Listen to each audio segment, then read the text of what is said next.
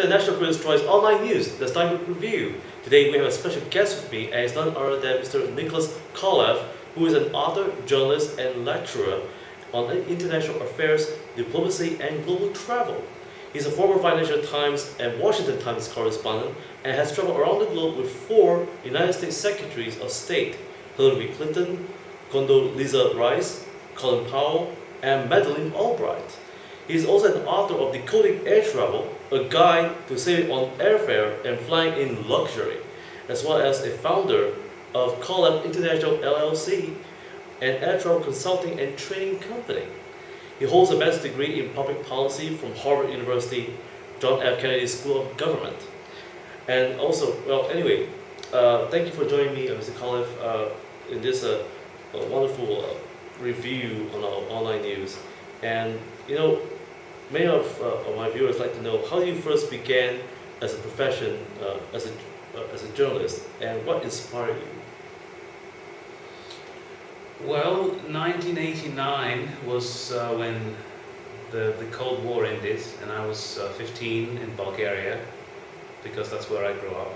So all the events, all the excitement about the new political system, ending a communist rule of decades-long communist rule, and with the arrival of democracy, market economy, obviously it was difficult transition for many countries in Central and Eastern Europe, but what was good about people like me was that journalists now could actually have a very, very fulfilling profession, because until then, in the communist years, there was no real journalism. There were only state-owned newspapers, and you had censors, and you had to write certain things.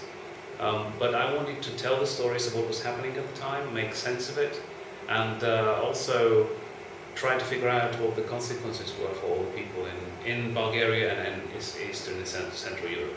Was it your dream to become a journalist? No, because until then I didn't think that journalism was an interesting profession, precisely because it was censored and you didn't have the freedom to write what you wanted to write. At the time, obviously, every child goes through different stages of wanting to become, a doctor or a teacher. I was at the time in love with theatre, and so I thought I might be a theatre director. And where were you then? Were you back in the United States, or were you in? In Bulgaria. I didn't go to the US until I was 22 in '96. Yeah. So there's a lot of censorship involved in Bulgaria. Well, there was any communist country until, of course, the end of the Cold War. All the media was censored. Yeah, absolutely. Yeah. Wow. Now, has journalism changed for you, and what you have seen today? Is it evolving more into a social network environment? And what is journalism for the future? Well, the biggest change in journalism, of course, is the opportunity to have immediate feedback, because until the internet and social media, it was pretty much a one-way street. You wrote something in the newspaper, or you broadcast something on TV or the radio, and a few people may have called or sent letters, but you could count them probably on the fingers of your, if not one, both hands. But now it's instant that anybody can comment on anything, whether it's a social media or on newspaper's website or a TV channel's website. And what editors and producers are now doing is they're tailoring the content based on what they're hearing in that feedback. Clearly there are many crazy comments, and anybody can say anything, even if it doesn't have to do with the actual content. In fact, look at Amazon. My last book on the American Foreign Service was published in September, and the very first day it was available on Amazon, a guy wrote a review without having not even read the book, he hadn't seen it, because nobody had. You couldn't order it until that day. Of course, then it would take a couple of days to receive it if you would order it that very day. And so he wrote, a review which was not a review. It was based on an excerpt he had read in Foreign Policy magazine, but he had never read the book, and he gave it 1 star. Huh. Wow. Yeah. and there's nothing I could do because Amazon allows anybody to say anything about that.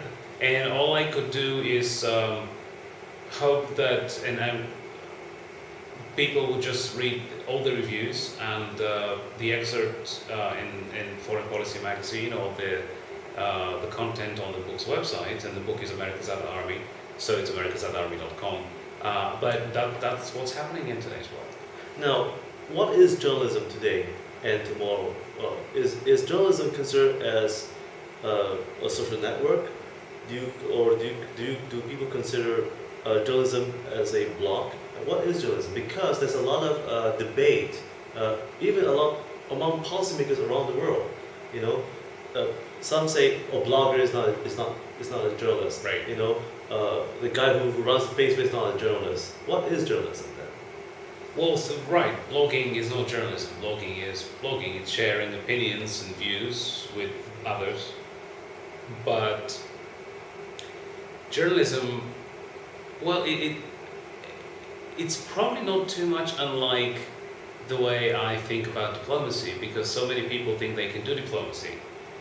And I think of diplomacy not as a hobby, but as a profession, that you need to have trained professionals to practice effective diplomacy. And so in journalism, obviously anybody can write anything on the internet, but that's not journalism. A journalist is someone who has been trained as a journalist, whether in the classroom or at Columbia University or any other university, or if they haven't, because clearly there are many good journalists who haven't gone to journalism school, but they have years of experience and they started at the bottom at the news organization and then they work their way up. And they have years of experience. So even though a blogger may be very talented, to me that's still not journalism. Now there are journalists who also blog, which of course they're journalists / bloggers. But what is journalism? There are, well, at least the way that the American system is looking at it in the three main missions of journalism, right? To inform, to educate, and entertain. And if you look at journalism as the fourth estate, which it should be, it's also this corrective power to the people in power. And investigations are not easy to do, but that's in essence the core of journalism, because bloggers can do their investigations, but to do real and meaningful investigation, for example, of corruption in a government, then you need resources for that. And only the big news organizations can actually afford those resources, whether it's about travel or about having to have a reporter dedicate 6 months or a year of their work to that one particular subject or this one story. That's not easy to do for any news organization. So people should, and at the same time I see academics who think they're journalists because they write articles in a magazine or on the Huffington Post or websites like that. Well, clearly there's been a lot of blurring of these definitions, but in terms of impact, not only inform, educate, and entertain, but also have this effect on the people in power, in a way being a check or a balance to what they're doing and holding them accountable for what they're doing, which of course can happen in a democracy. Now, do you think that social networks is going to be empowered more powerfully than ever before than conventional journalism? Well, you still need the social networks are the distribution systems, right? You still need the content. Yes. If you don't have the content, what are you going to distribute? Your thoughts and views, sure, but many people want the hard news. They want the information or the analysis that is not your opinion. There's a difference between an editorial or an op-ed piece or what in the British media called leaders, these things that you see in The Economist, those are the leaders, right? They call editorials in the US media market. And so that's different from analysis. News analysis is something that you as the writer, you don't put your own opinion in it. you try to get many other opinions and then make sense of all that. And if you look at the content that's shared on Facebook or other social media sites, that content comes from mostly newspapers. Sometimes some TV stations, but it's mostly newspapers and magazines. Great. Now, do you think public relations and journalism will be assimilating? If not, why and why not? Because it seems that because of technology that's been available to us, do you think public relations will play a very key role and to assimilate with the profession of journalism? Well, the good PR people know how to write a press release like a story. And that's the key. If you get a press release that reads like a press release, I mean, my reaction is throw it out. But if you get a press release that reads like a story, then you need to pay attention. And so that doesn't happen very often. PR people are typically trained to do what PR people do, which is write a press release telling me this happened on this date and that's where it happened. No, don't tell me that. That's not the news. The news is what happened there. So give me a lead that says this and this happened, then tell me where it happened and when it happened, not the other way around. The inverted pyramid, which is of course journalism 101. But it's really important for the audience, I think, to be able to sift out the crap from journalism. Because you can read a story, there are many media organizations who just run a press release because they don't have enough people to write a real story, or because they just don't really care. They just think it's good enough. And for me, as a journalist, it's not, I can't just run a press release. I mean, I have to independently verify everything that's in that press release. I try to make it interesting as a story. In a book, even writing a book on diplomacy, as is the case with America's Other Army, I want to make it interesting. Not just write about diplomacy or just quote some random people, or I need to tell stories. And so that's really the key of trying to differentiate between what I call the PR crap, or the way to be influenced by PR, which is legitimate and that's what they do, that's what they get paid a lot of money to do, and journalism. So if you have a journalist who takes a press release and gets an idea for a story, then they can go out and actually research a story and make it bigger than just that one press release, and ultimately make it interesting so more people can read it. But do you think the job scope or the profession of a journalist will soon adopt public relations as part of their criteria? Well, then it wouldn't be journalism, right? It will be marketing. Oh, okay. And so, but do you see that's coming in the coming future because of technology and? Well, it not in serious newspapers. I think you can see it on websites that are not news organization websites. You're not going to see it in the New York Times. You're not going to see it in the Wall Street Journal or the Washington Post, or the Economist or the Financial Times.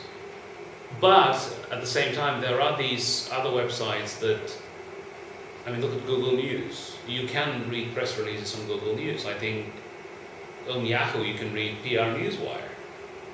It's right there. It says PR Newswire. That's not journalism. These are press releases. And so that's why I'm saying it's really important for the public to know how to sift through all this and sift out what's journalism with what's PR.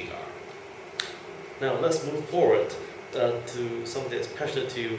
Now on air travel and flying in luxury, this book that you wrote previously, why did you choose to decide to write a book, Decoding Air Travel, a guide to saving on airline and flying in luxury? I mean, it seems that I heard that you flew over more than 2 billion miles. As a journalist, for the past decade, my job was to cover foreign affairs and diplomacy. And so I traveled with these secretaries of state you mentioned at the beginning, the last four, Albright, Powell, Rice, and Clinton. But I also traveled without them, meaning about half of my travel was on the plane with the Secretary of State and half of them was commercial travel. And at most newspapers, journalists don't have a lot of money, so I had a very small travel budget, I wanted to stretch it and travel more than my predecessor in that position was in the Washington Times. And so I had to figure a way how to stretch the budget. The way I decided to go was to learn everything possibly I could about the airline system and the airfares and where do airfares originate? What do these codes mean? How can I make sure that I'm truly getting the lowest possible fare and they're not overcharging me without me not knowing about it?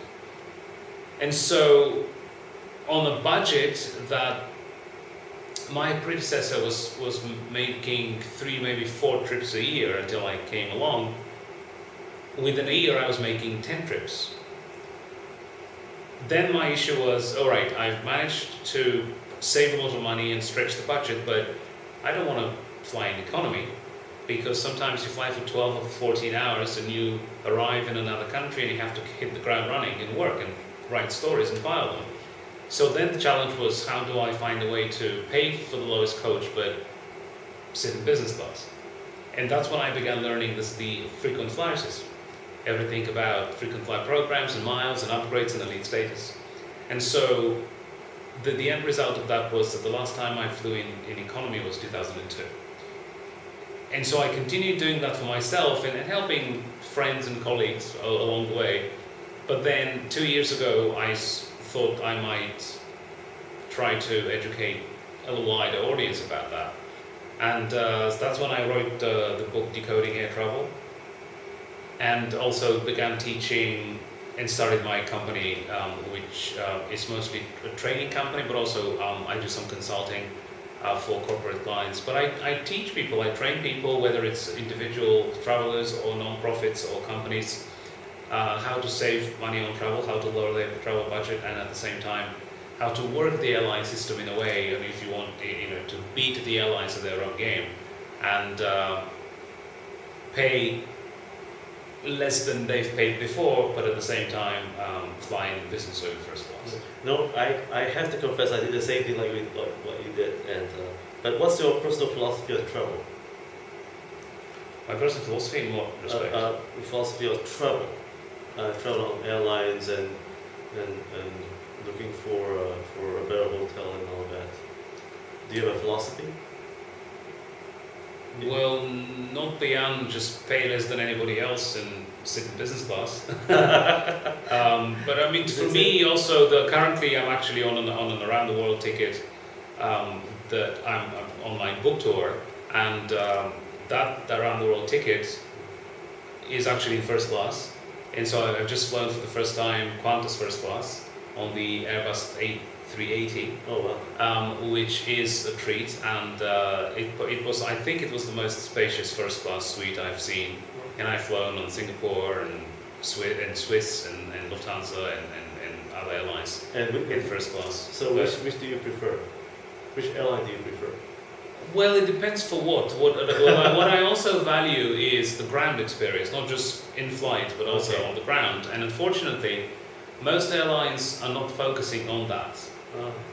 Thai Airways, which has a very good first class, they focus on the ground experience. And so at their hub in Bangkok, for example, not only they have a very, very good first class lounge with several private rooms, but they also offer a service that nobody else offers, and that is they have a spa in the across the hall. And to first class passengers, they offer a 1-hour full body massage. Not bad. Which makes a huge difference. They would also come to pick you up at once you get off your plane, and they will drive you in a golf cart to the lounge, and then your next gate for your connecting flight. Almost nobody else does that. I mean, I flew British Airways first class just last week from London to Boston, and it was a horrible, absolutely horrible airport experience, because they make first class passengers ride a train with 1,000 other people. I'm sorry, but if you're paying for first class, you should have someone escorting you, not only through security, but because you have to take the train to go from where you come into the airport and the first class lounge to go to your gate. And you cannot expect someone who has paid thousands of dollars for their ticket to be riding a train with 1,000 other people, which is a mob. I mean, it's literally a huge. Imagine it. I'm not exaggerating. It's 1,000 people on this train. I sound like I've been, huge problems. I have to ride a train with 1,000 people, but that's not the point. A business traveler who pays that much money for first class should not have to do that. And why can't I send you a golf cart to take you to your gate, and British Airways doesn't even think? I actually wrote, they gave me one of these cards on the plane for comments, and I wrote and I got an email back. And it was sort of a pathetic response, because it's, we always want your feedback, but didn't sound like they would change anything. And they didn't even offer a token of any appreciation, which most airlines would do, but BA is not, unfortunately, one of those airlines. So the ground experience, and then they offer a 15-minute spa treatment, which is a quick facial, or a head and shoulder, or neck and shoulder massage. 15 minutes? Are you kidding me? And there is no differentiation between business class and first class. And of course, there was no time for me, because there were so many business class passengers waiting, and it's one place for. I probably would like this when I'm in business class to have access to that. But that's not the point. You can't expect people to pay thousands of dollars more for a ticket and then provide the same service on the ground that you provide to everybody else. So these are the, people say, well, I wish I had these problems. So who would you rate the best customer service that gives you the best experience so far in your air travel? Which airlines has given you the best? Well, customer service, again, there's a difference between in-flight and on the ground. Okay, for in-flight. In-flight, yeah. In-flight, typically the Asian airlines. Really? Yes. Singapore, Thai, Asiana, Cathay Pacific.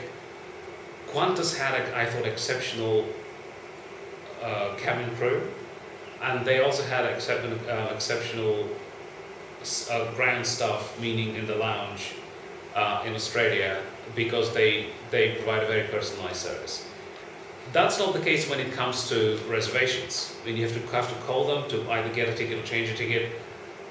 In that case, the American carriers are the best. They seem to have the most professional, the most experienced.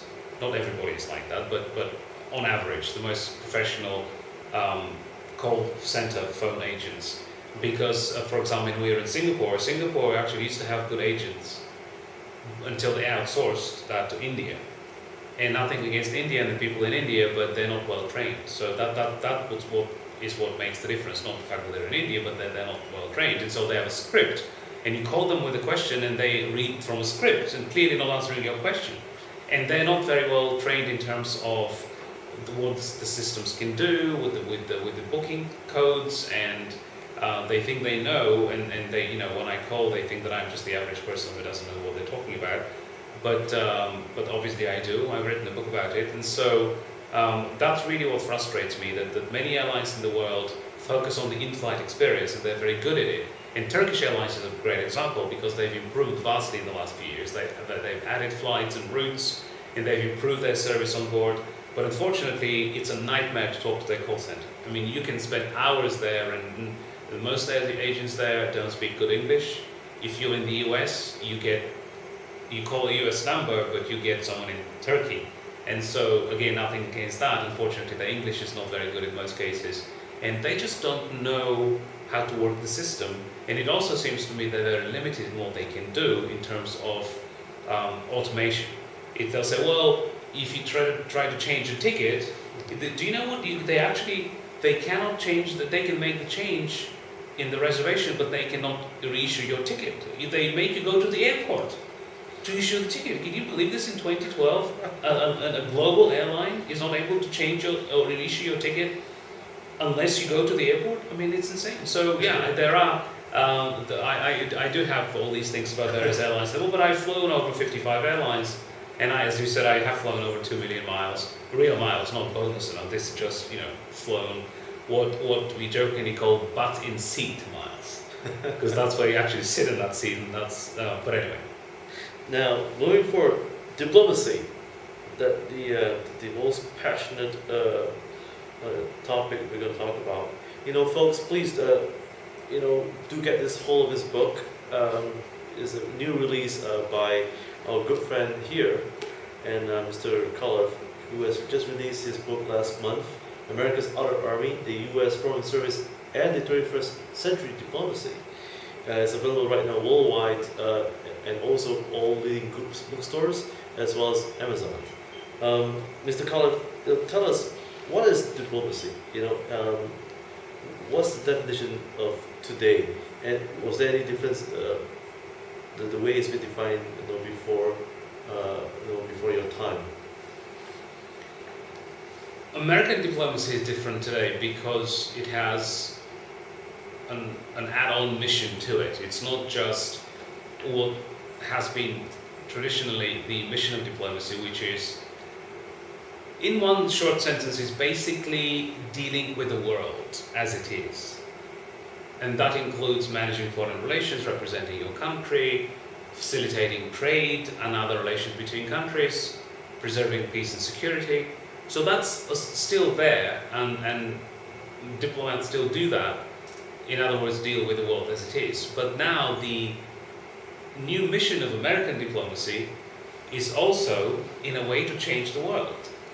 Meaning, they are now tasked by the American government to help bring about a world that is more secure and more prosperous than we currently have.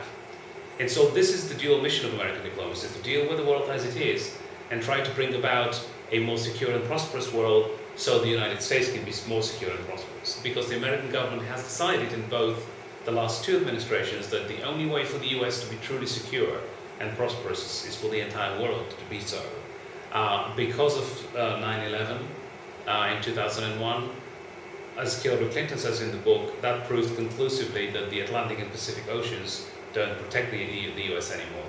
And threats can come from anywhere, and any country in the world, whether it's Somalia or Afghanistan, can provide safe haven to a terrorist group, which then can attack the United States.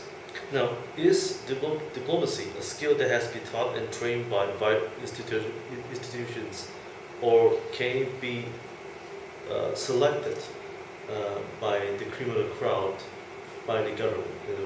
Is there a difference between these two arguments? Well, there are many schools in the US and around the world that supposedly teach diplomacy.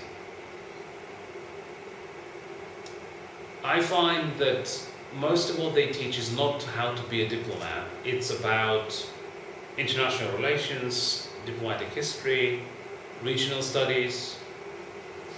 And so the debate has been in the US or in the US Foreign Service for decades of whether you can learn diplomacy in the classroom or whether you have to learn it on the job. And it's a very good argument that most of it you probably learn on the job, but at the same time you can't just lack at least a foundation of some sort on which you then build on the job. Otherwise you're in the hands of other people, whether it's your boss, and of course you have many bosses because you move around all the time, all the people around you, your other colleagues who will then teach you. And if you happen to have a good boss, then you're golden. If you have a really bad boss, then your career might be over sooner than you thought it might be. So I find that there is a need for building that foundation